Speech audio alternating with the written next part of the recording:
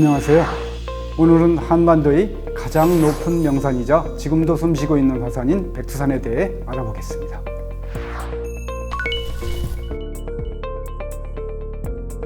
백두산에 대한 연구는 지금도 활발히 진행되고 있는데요. 중국 지진국은 백두산의 화산 징후 관측을 위해 11개소의 지진 관측소와 16개소의 GPS 관측소를 현대적으로 설치 운영하고 있으며, 북한 또한 2013년부터 2015년까지 영국과 미국 연구그룹과 공동 연구를 통해 천지 주변 약 20km 부분에 용융된 마그마가 존재한다는 것을 밝혀냈죠. 결론부터 말하자면 백두산은 서기 946년 지구상 최대급의 대분화를 일으켰으며, 지진파, 지전류, 중력 탐사를 통해 중국과 북한 양측에서 마그마의 존재가 각각 확인된 활화산입니다. 활화산이란 홀로세 동안 화산 활동이 있는 화산으로 정의됩니다. 활화산 아래에는 암석이 녹은 뜨거운 마그마가 존재하는데요. 이 마그마는 다양한 지구물리 탐사 방법을 통하여 확인할 수 있습니다. 백두산의 경우 40km 두께의 지각 안에 서너 개의 마그마 방이 분포하고 있다는 것이 확인되었습니다. 멘틀 깊숙한 곳까지 탐사하면 더 많은 마그마 방이 존재할 가능성이 있습니다.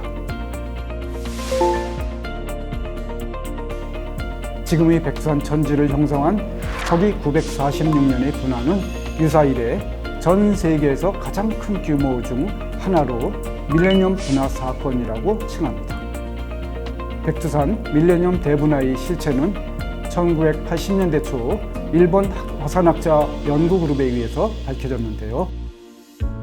고려사, 조선왕조실록 등의 역사서에는 서기 946년 천년 대분화를 포함하여 백두산에서 분화한 것으로 의심되는 기록들이 20여 회나 나타납니다.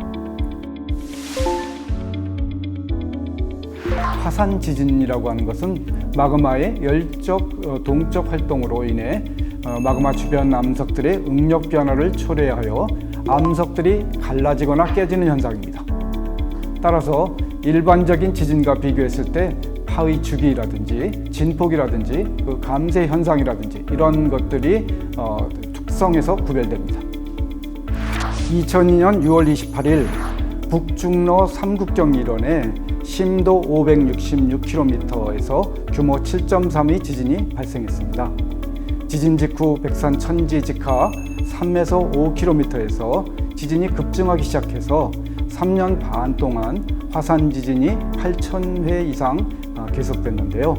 북중로 삼국경 일대 심도 약 600km 부근은 유라시아 대륙의 상하부 멘틀의 경계부로서 태평양판이 이 부분을 통과하고 있습니다. 이 부근에서 규모 7 이상의 신발 지진이 지난 50년간 무려 4회나 발생된 바 있습니다.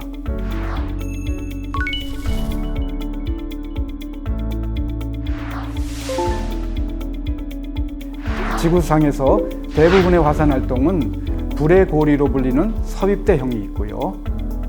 그리고 대서양 중앙해령이라든지 아프리카 열곡대에서의 열곡형, 그리고 하와이나 카나리아 제도와 같은 열점형에서 발생합니다.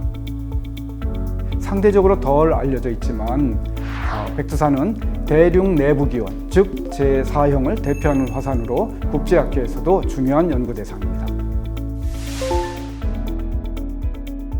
화산 폭발의 규모나 강도의 가장 큰 요인은 마그마의 성분입니다. 마그마는 SiO2의 함량비에 따라 현무암질 마그마, 안산암질 마그마, 데사이트질 마그마, 유문암질 마그마로 구분됩니다. SiO2의 함량비가 높을수록 마그마의 점성이 기하급수적으로 증가하는데요. 유문암질 마그마의 점성도가 현무암질 마그마보다 1000배에서 100만 번이나 더 높습니다. 그렇다면 백두산 마그마의 성분은 어떨까요?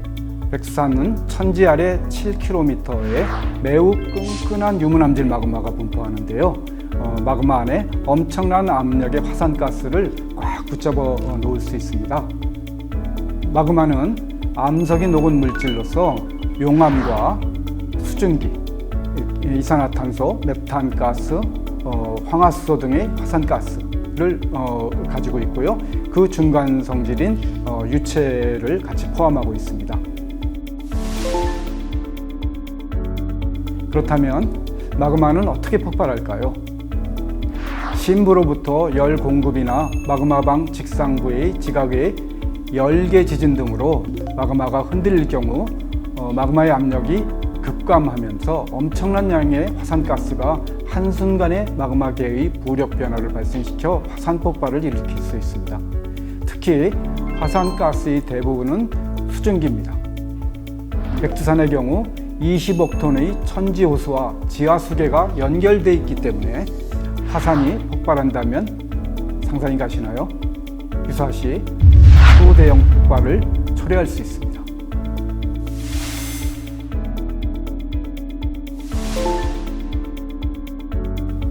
북한은 2006년 이래 백두산 천지에서 110km 떨어진 풍계리 화강암반에서 6차례의 핵실험을 감행했고, 학계에서는 북핵실험이 천지 아래에 있는 마그마를 흔들어 백두산 폭발을 일으킬 것인지에 대한 논란이 시작됐습니다.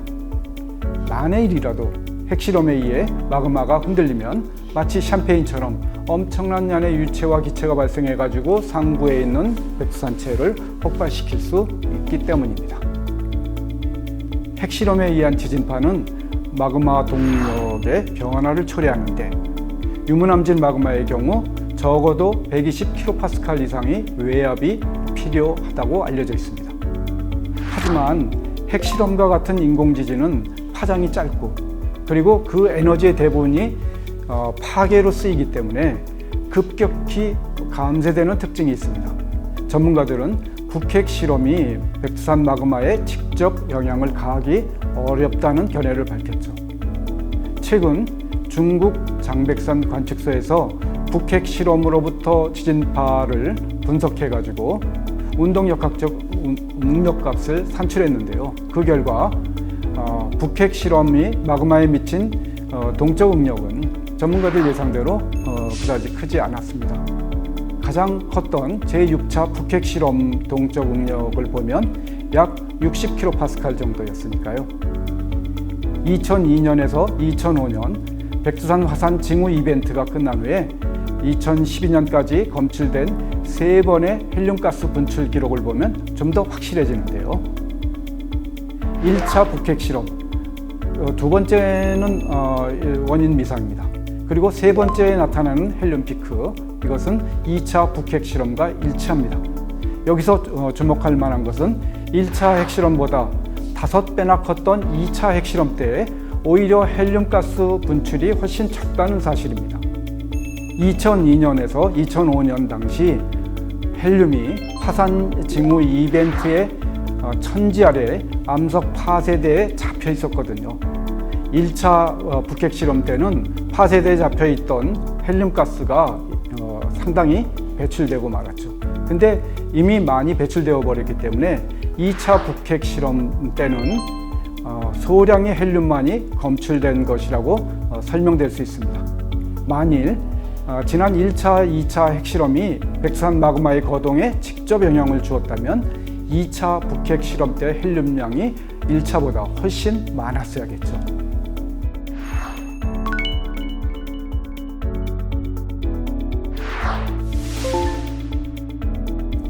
백두산 화산 활동은 천지 직하의 화산 마그마 시스템과 동부가 지구 동력학 시스템이 복합적으로 연계되어 있다고 보는 겁니다. 2002년 7월부터 3년 반 동안 심각한 화산 징후 이벤트가 있었으며 엄청난 화산 재해를 야기할 위험성이 높아 국제학회와 국제사회에서도 인류사회의 인도적 측면에서 백두산 국제공동연구를 강권해 왔습니다. 북한 당국도 사태의 심각성을 인식하고 2007년과 2011년 정부 채널을 통해 우리 정부에 백두산 남북 공동연구를 제안하였고 2011년 남북 백두산 전문가들이 공동연구에 서명한 바 있습니다. 2015년과 2018년에는 민간 채널로 남북 전문가들이 모여 백두산 공동연구 추진에 합의했지만 그 후에 북핵 실험과 남북 경색 등으로 지체되고 있습니다. 백두산과 같은 고점성질 유문암질 마그마는 언제 어떤 규모로 터질지 미리 알기 어렵습니다. 이 때문에 마그마 가까이 시추를 해서 관측 장비 어레이를 깔고 그리고 우리가 이것을 관측해야 됩니다. 이때 관측하는 신부과학 시추 모니터링 극한과학 기술의 확보가 핵심입니다. 이를 위해 국제학회 및 국제사회와 협력해야 됩니다. 다행히도 현재 미국, 영국, 이탈리아, 독일, 일본, 중국 등지로부터 세계 수준의 화산 전문가들과 미국 과학진흥협회, 영국 왕립학회에서도 동참을 결의해 오고 있습니다. 이러한 노력은 전문가 육성을 통해 우리나라가 극한 과학 기술을 선도국에 진입할 수 있을 뿐만 아니라 남북한 간 신뢰를 쌓을 수 있는 기회죠. 그리고 무엇보다 한반도의 평화에 이바지하게 될 것입니다.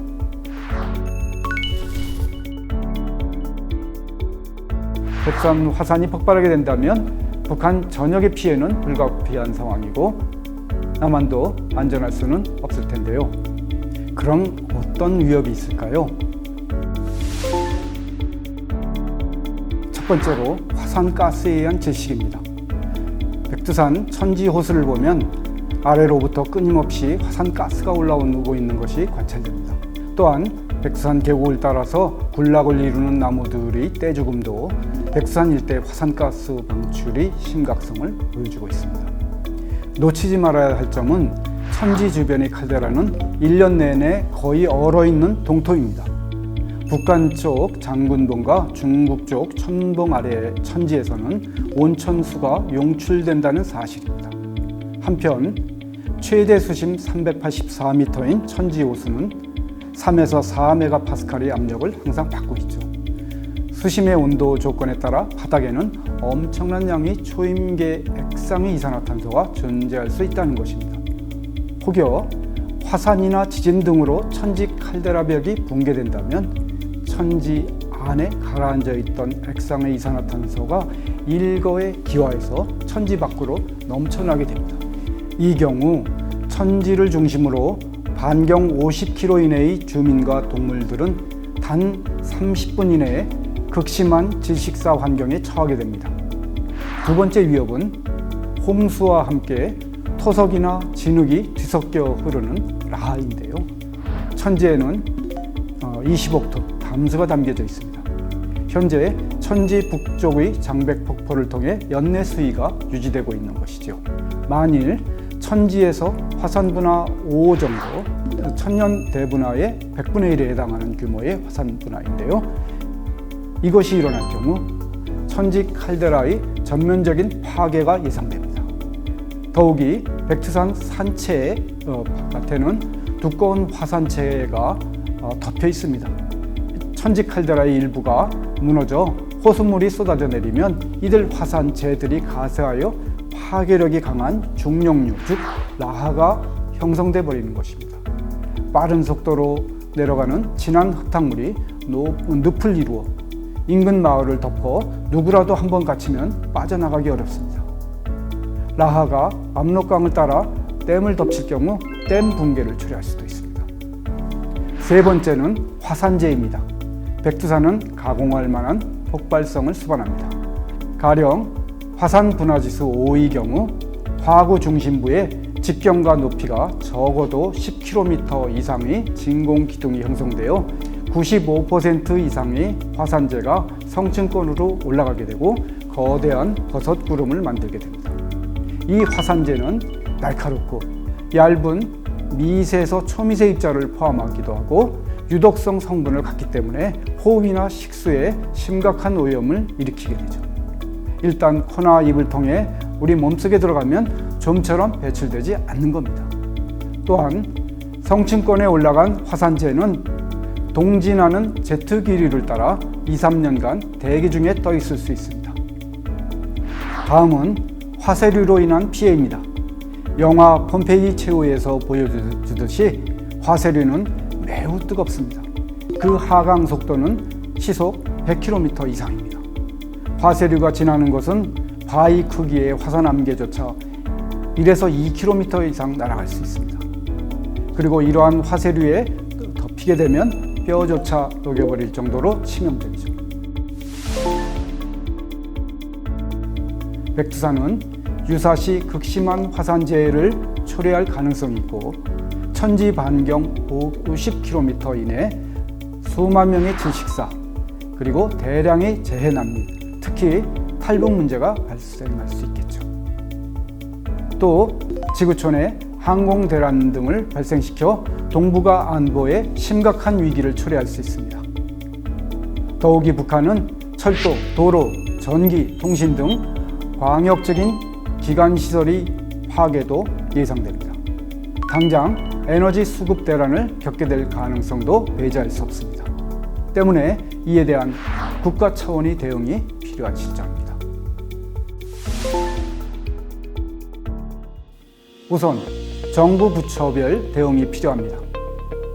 백두산 화산 폭발 시 단계별로 몇 개의 시나리오를 선정하여 위기 관리 표준 매뉴얼을 개발해야 되겠습니다.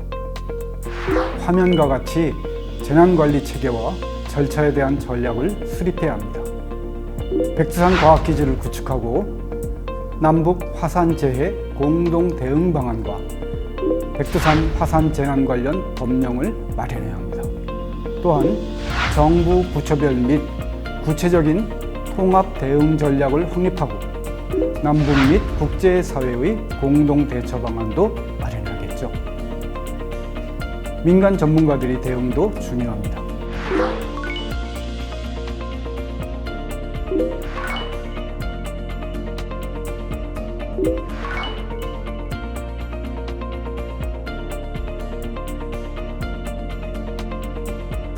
앞서도 말했듯 백두산은 활화산입니다. 언제든 국가적 재난으로 이어질 수 있는 가능성을 가지고 있죠. 한편으로는 극한 과학기술의 발전에도 크게 의미가 있는 곳입니다. 전문 지식에 따른 정확한 대응이 필수이고요. 국민, 전문가, 정부가 항시 위기를 기회로 만들어 한반도의 미래를 열어가야 합니다. 감사합니다.